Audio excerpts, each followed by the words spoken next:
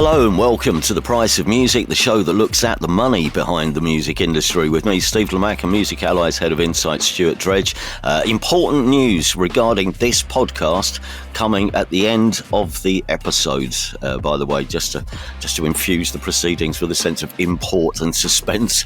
Stay tuned. But first, well, another edition dominated by this week's news, starting with this. Spotify has responded to Kate Nash's latest comments about streaming royalties. I guess we should explain what Kate said first and then the reply from Spotify. But it's all about the amount of money or lack of it, as perceived by the artists, which is being paid to the people who make the music. That's the story.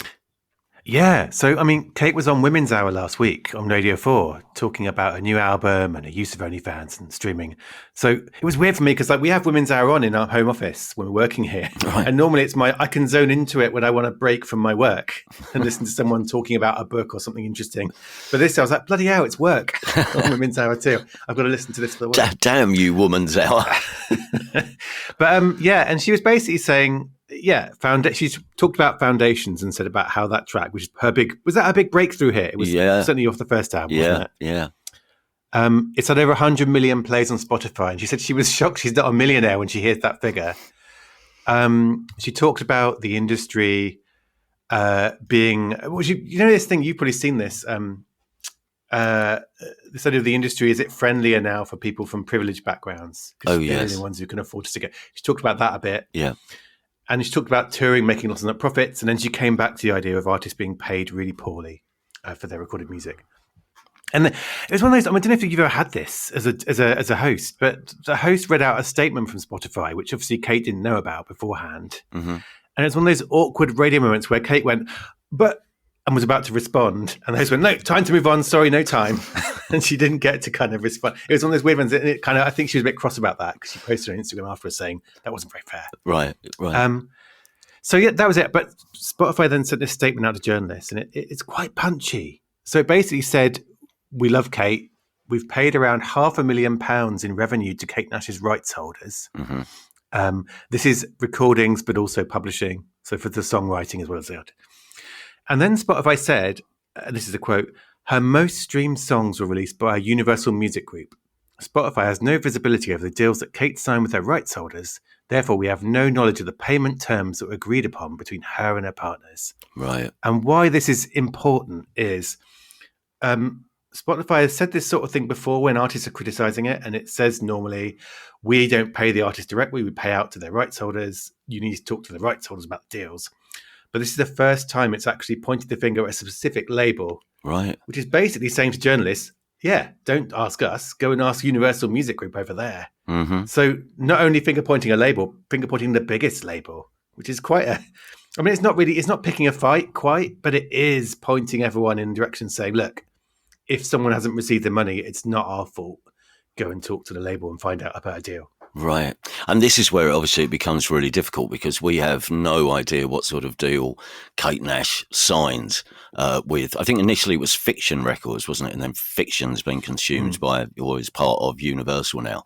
So we don't know what sort of deal she did and what sort of royalty rates Kate is on. Because royalty rates, they vary quite dramatically. So we don't know what percentage she would be getting from Universal that's the recorded music, I'm guessing, isn't it? Or I don't know who signed her publishing, but so in terms of the recorded, and there's also, we don't know. There's also, I suppose, the point that in the old days, you would sign a record deal. Your records, they would be pressed up on a CD or a piece of vinyl, and you would get a small percentage of that back, if, of course, but only if you've paid off the loan.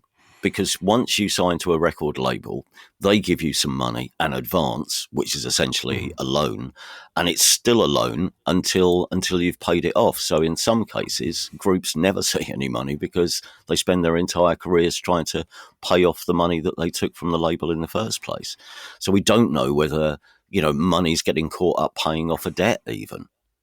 And that's it. And there was a point, I think, when a lot of labels started talking about, right, we're going to start paying artists royalties even if they haven't recouped. But that would have happened several years into this period. I mean, I did do some maths on this, as I want to do. Yeah, good. Because, well, do you remember there was a streaming inquiry where all the major labels talked, and one of the bits they talked about was that, okay, 1 million streams at the time, and this is like 4 years ago, 1 million streams was about 5,000 quid of recording royalties. And if an artist was on a fairly standard 20% deal, getting to the artist would get about 1,000 quid of that.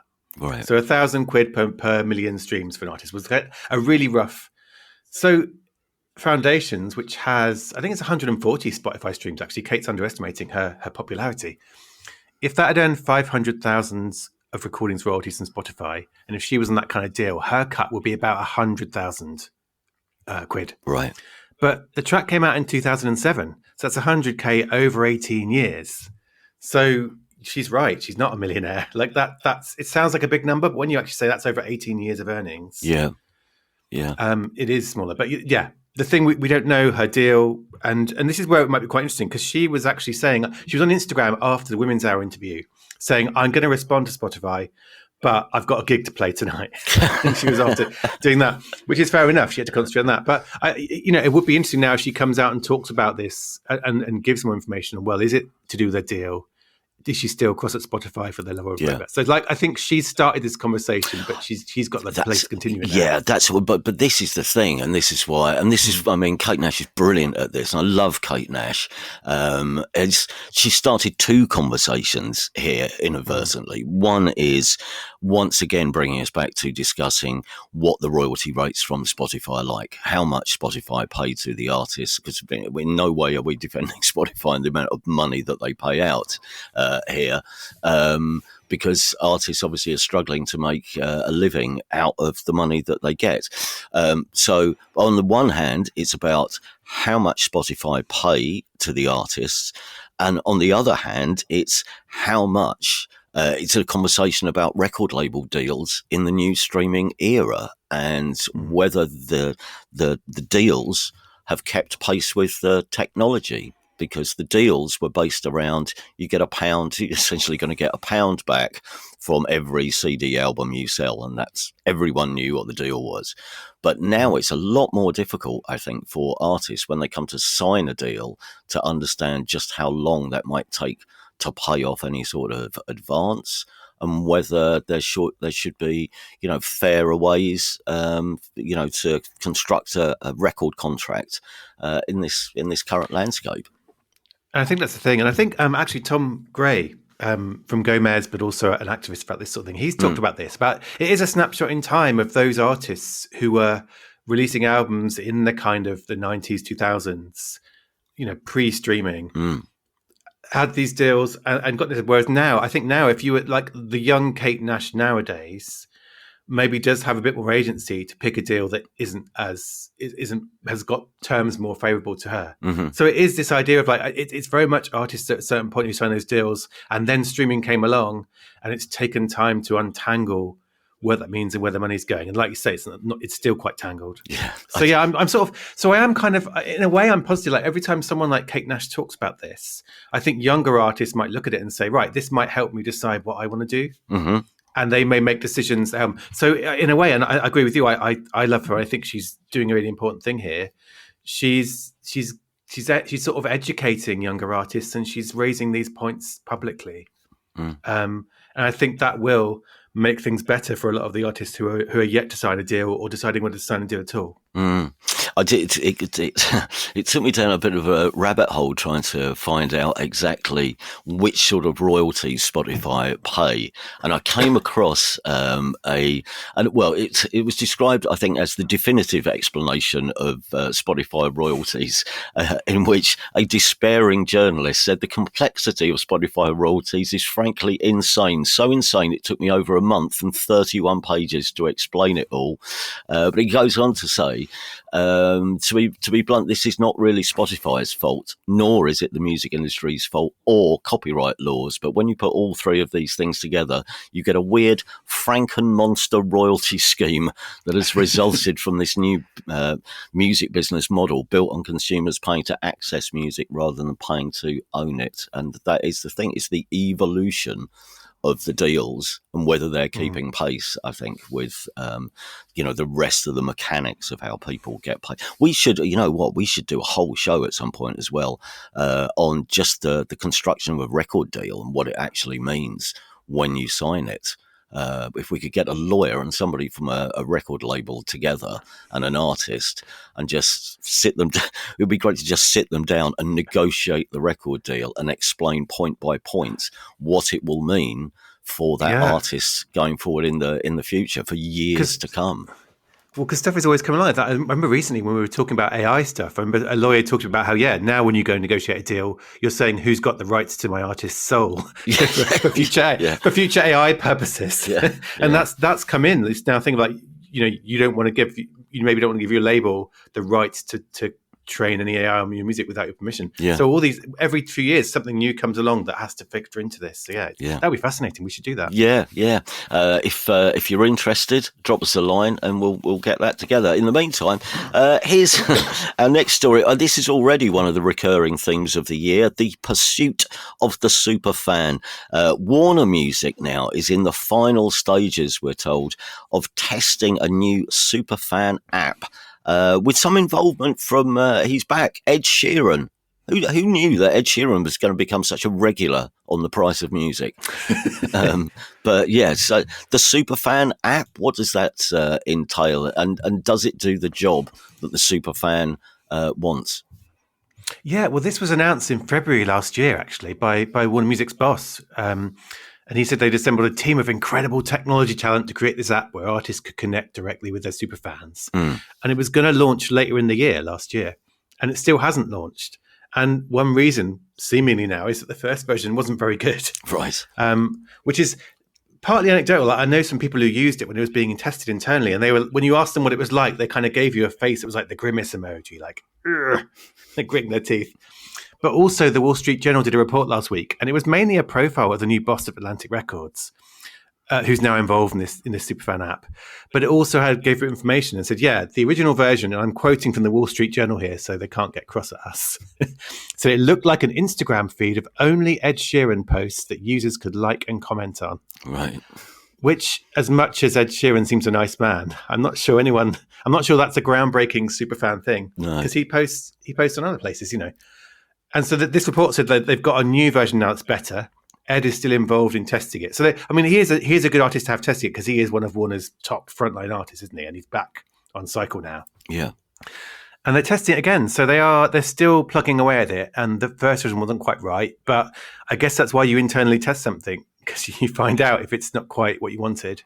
But it does seem to be Warner Music Group's version of Instagram from the sounds of it, which not to disagree with an incredible team of technology talent, but I'm not sure that's what people. Is anyone a super fan of a whole label's roster? Like for Warner Music's logo, they got Charlie XCX, they got Ed Sheeran, they got Lizzo, they got Bruno Mars, they got a lot of big stars. But is anyone a fan of all of them? So I'm not sure how that will work. Can you say I don't like Ed Sheeran, I don't want to see his posts, I'm just here for Lizzo, or vice versa? It all seems a bit, I don't know. What it seems like is just targeted advertising. That's what it feels like. I mean, I remember when disguised as artists being able to communicate directly with the fans. Well, yeah. Well, that's it. Well, as you say, if you've signed up to find out what Ed Sheeran's having for lunch, you're also being cold called by Lizzo at the same time. What? Yeah. Which is it's weird because I remember back in the day, I can't remember which band it was, but I signed up for one band's mailing list and ended up getting loads of mail outs from all the other people on the roster who are very different. And I remember thinking, I didn't sign up for this. But I think the thing we don't know is we know roughly what the test app looked like, but we don't know what the plans are. Because I think when they announced it, they were talking about we're going to have ways for the artists to get the data on their fans and be able to talk to them. Right. We're going to have ways to make money. Like that, there could be all kinds of stuff that hasn't been leaked from this app yet. Yeah. But I think it's a challenge for any major label is people aren't fans of an entire major label roster. They're super fans of one app. And especially when, none of these artists are going to stop posting on Instagram, are going to stop using TikTok. Then they're still going to be in these other places. So it's going to have to be something special to make you say, yeah, I want another app on my phone that's just the Warner Music Superfan app. Yeah. Like what you get from that you can't get elsewhere is going to have to be quite good. But maybe they're smart people in that company, so maybe they are figuring it out. What's going to kind of make you download it? We shall see. Live music next, and there are quite a lot of stories around at the moment to do with ticketing, which I'm guessing. I mean, it's partly I think because organisations are trying to publicly state their position while the government is currently looking into the issue of secondary ticketing, which might be behind this. Viagogo is under pressure in the UK with campaigning body Fanfare Alliance accusing it of a host of, well, can we go as far as saying potentially illegal offences, or is that overstepping the mark? That's what Fanfare described it as, potential offences. Okay. Yeah, well, I mean, see, this is something you're probably on top of me, that this government consultation on ticketing, but it seems fairly clear the government is interested in reforming the way secondary ticketing works and cracking down on some of the things that are not so good for buyers. And Fanfare Alliance, I mean, they've been a needle in the side of companies like Viagogo for years, haven't they? Yeah. Sort of pointing out the things that are going wrong on their platform, criticising their business practices and so on. So yeah, I mean, there's this list they published of potential offences, and it was everything from, they said that people were speculatively listing Bastille tickets, so listing the tickets before they were on sale, when the people selling them didn't have a ticket to sell, which is one of the things being cracked down on. Letting people list tickets with incorrect face values, drip pricing, where you kind of you're charged more than you think you're going to get when you get to the end of it. And I think, like you said, the timing is key because it's ramping up a pressure on the government. I think that all these offences that they listed they said they've been committed since the start of this consultation. Really? So it's kind of giving a snapshot in time of saying, look, even though there's a consultation, this is what's been happening on there. Haven't seen Viagogo respond so far. They will be responding to the consultation, I'm sure, with their thoughts on why they're not bad and wrong. But yeah, I mean, I feel like the pressure's building, and this is where you could tell me something, because this Fanfare Alliance statement came with this. It came with back, I think, quotes from the MMF and Live and UK Music. So my sense is that the music industry is swinging behind the idea of reform, but you can probably tell me. Very much. I mean, particularly on certain issues, everyone's coming, I think, together because I think, it's the secondary ticketing market, which is worth a lot of money to people outside of the music industry, is a pain for the music industry, I think. So yeah, touting and there are debates going on about how much, because I don't think anyone's saying we shouldn't be able to, if we can't go to a gig, sell our gig ticket, but it's how much you can sell it for. So how much can you, if you've got a ticket, I want to resell that ticket, should you be able to resell that ticket for 10% above the value of the ticket or more? So there's a debate over if it's as much as government, so you cannot sell, come out and recommend that they legislate around, I don't know, say 30, but you can't sell your ticket for more than 30% above the original face value of the ticket. That still probably leaves enough profit margin for the touts to still make a business out of it. And I think the music industry would like the reseller tickets to come down to somewhere in the region of 10%. But there's various other issues involved as well, including, it's also the commission costs as well, will be debated. But it's all part of this secondary ticketing consultation, which is going on at the moment. And both sides are lobbying very hard, from what I understand. Viagogo on the one side, and as you say, Live and MMF and everyone else representing the live industry on the other.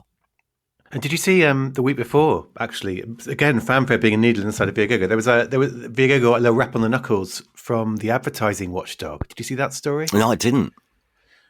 So I don't want to start a podcast beef, but we may have to. So George Osborne and Ed Balls have got a political podcast. Oh yeah, I do. Yeah. And they read out, those hosts read ads. They read out an ad from Viagogo that included the line, "Did you know that over half the events listed on Viagogo had tickets selling below face value?" And Fanfare Alliance put a complaint in saying that's not true. And the watchdog kind of backed it and said, well, I think more than half of the events had sold at least one ticket below face value. But the watchdog said, but that's not a significant portion of tickets. So it's kind of not really a reasonable chance for you to get them. Yeah. So again, this is Vigo said the ad was from last year, been discontinued. We haven't edited since then. But the pressure is ramping up on them. And like you say, they're lobbying hard in their own way and fellow secondary ticketing companies. But it's, I'm not sure when the consultation ends. It's soon, isn't it? I think everything's in, isn't it? Or I think everything's in.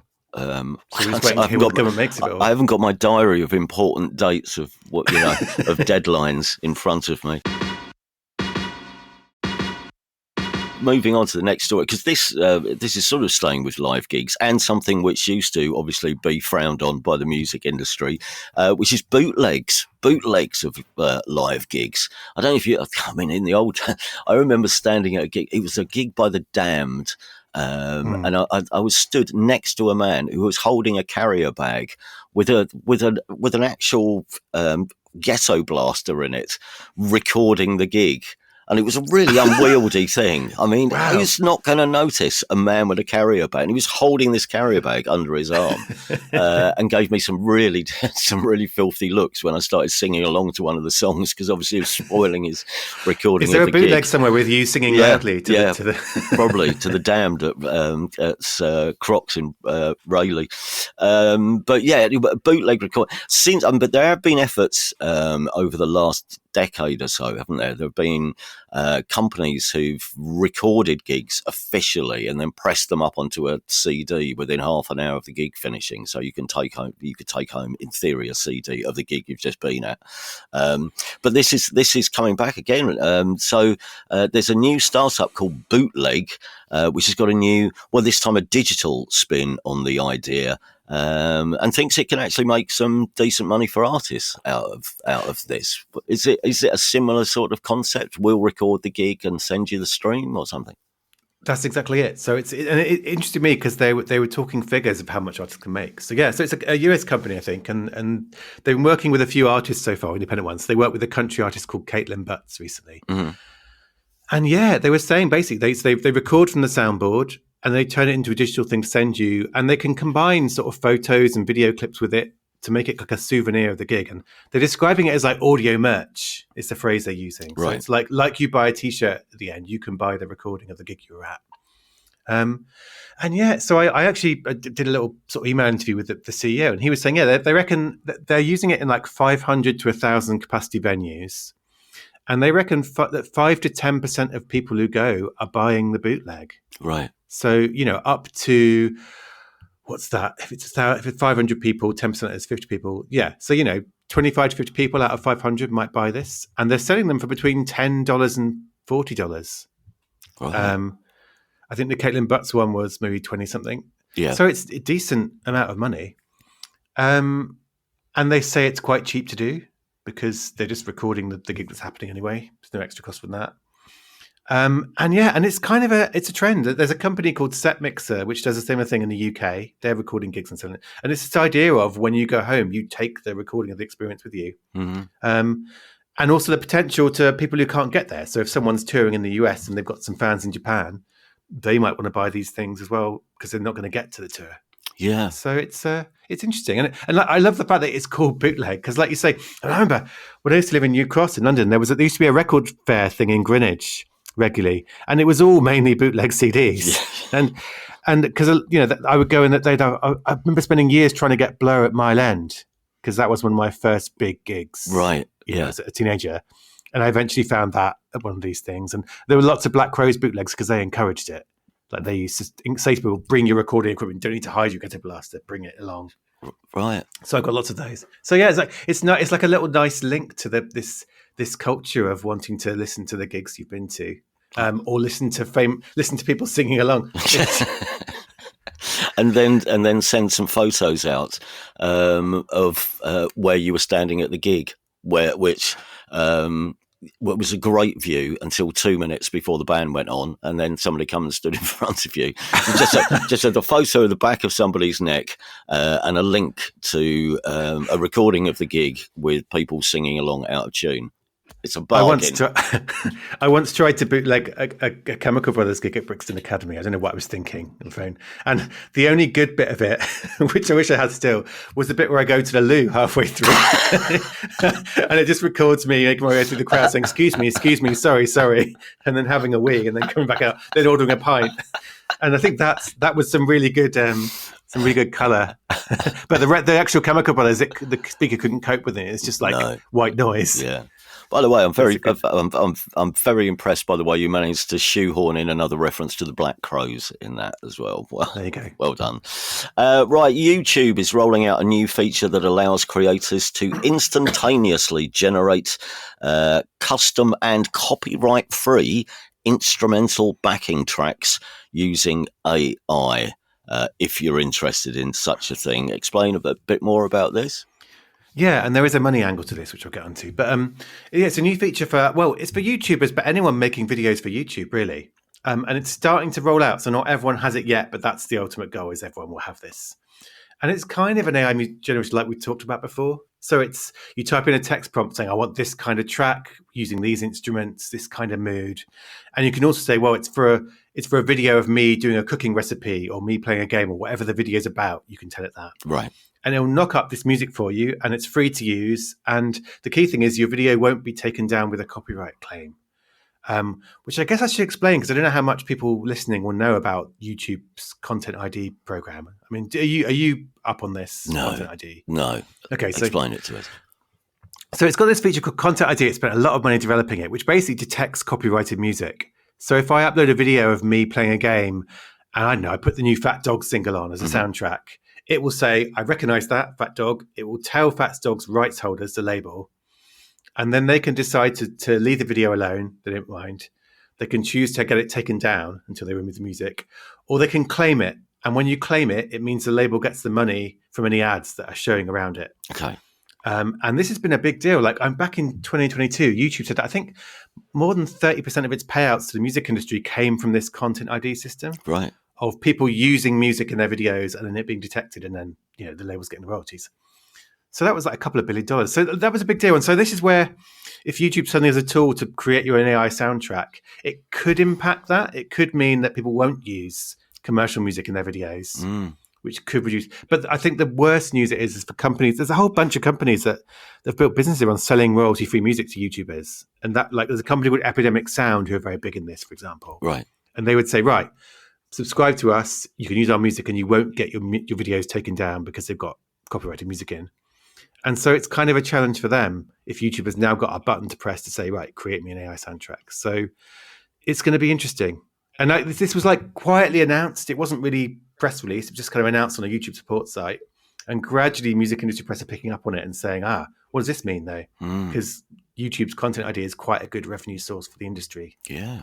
Then again, if you want to use a great song in your video, knocking up an AI version isn't maybe, you might not appeal. You may still want to use stuff by the greats. Yeah, absolutely. Yeah. The song that people know, which... Yeah. Right, finally for this week, Bon Iver fans had some interesting ways to spend their money on Friday to celebrate his new album's release in various versions and tie-ins. Can you list what? Well, tell us about the array of editions of the new Bon Iver record. Well, yeah, because I don't know if you saw, he did a Guardian interview last weekend. It was really, really interesting. And, because he's famously been through some stuff. He's been through some mental health issues. He doesn't really like big tours and promotional activities. He wants to make music. But he loves his new songs. So he's got this album. So I get it wrong now. It's Sable Fable, or is it Fable Sable? Sable Fable, I think, isn't it? Who knows? It's just confusing. But he loved it. Like he gave us an interview saying, look, I'm doing everything for this because I want these songs to get into people. And part of that is this promotional splurge. But it's a really creative one. So this album is Sable Fable. It's kind of got this salmon pink visual motif. It's all this color pink. And so all these things, so around the world, like UK, Australia, Southeast Asia, US, there were kind of restaurants and pop-ups and bars doing stuff. And it's all listed on his website. You can go to it. It's boniver.org/release day. And there's like There's a fresh peach puree that was sold in Kuala Lumpur city centre. There's a salmon roulette bagel that was sold in New South Wales. There's a pizza in places. A limited edition Fable lager sold in Virginia. Speyside smoothie bowl in Australia. Like all these kind of food and drink, and it's all kind of pink or salmony. Right. And it was around the world. There's coffees, there's sorbet, and it's just and on this website, it's all presented in kind of an artwork style. It looks like album artwork, like everything's been photographed. So there's a shortcake with pink icing. It felt to me really creative because it wasn't just like here's loads of merch, buy it. It's not one of those things. It was like a go to this place, and other Bon Iver fans will be going there too. Yeah. And it's kind of that thing of gathering your fans in different places around the world to eat things that are nice. So I liked it. Like it felt like a thing of. I've been thinking. I don't know if I'll word it right, but I've been thinking recently about the importance of people getting together physically. Mm-hmm. And I think that is something that's one of the little trends in music marketing that's happening now is people going, it can't all be digital. Like we can do all the stuff on TikTok and Instagram and all that, but getting fans together in the real world has always been powerful, and we're going to start doing it even more. Mm. And this felt like part of that. Like it's very creative visually, but it's about getting his fans to kind of come and meet. And I thought that was nice. And while they were eating their Bon Iver sorbet, was the record playing in the background? Or anything? I don't know. How does this help get the songs across? I mean, well, it's an exciting menu, Bon Iver, but has this maybe the fact that we're discussing it means that people will go, I wonder what that album is like. I shall go and listen to Sable Phobia. But it was all venue. It was all specific restaurants, bars, coffee shops, and so on. So I would imagine they did have the album playing. And it was on the release day as well. So do let us know if you attended any of the culinary events that were staged around the release of his new album. Yeah, and how did they taste good? Was it good? I think that is where we will leave it for this week. Just before we go, we have a couple of announcements, actually. For starters, sadly, this is producer Guy's final show with us, and some of you will probably already know. It was Guy who I went to originally with the idea for this podcast. It's some time ago now. After my mate Tom said, "Why don't you do that? I bet you could do a music equivalent of the very successful Price of Football podcast," which of course was Guy's idea, which he came up with for his production company, Dap Dip. So I spoke to Guy, and he was kind enough to listen to the idea. And said, yeah, we could have a go at doing that. And he was so encouraging and enthusiastic because it took us a long time looking for the right co-host.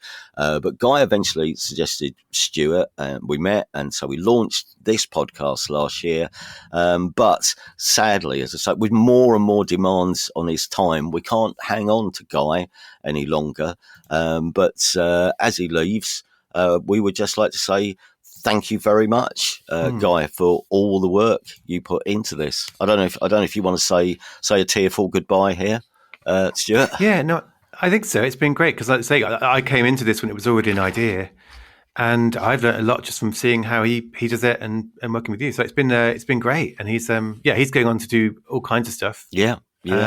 So yeah, they were very, very grateful. Which meant obviously that we ended up being in the position where we were looking for someone to come in and take over as guardians of the show, and we are very grateful to Stuart's friends at Music Ally who have come to our aid and will be the new production team behind the podcast. This does, however, mean because there's quite a lot of logistical changeover stuff which needs to happen, means that we will be taking a short break while the back end is swapped over, whatever needs to be done. Don't ask me about the technical stuff. But as I say, it means we will be absent for a short time, hopefully not very long at all, a matter of weeks, as we reassemble the show and take the time to look, to the future and examine what we do next, whether it's slightly different or just the same?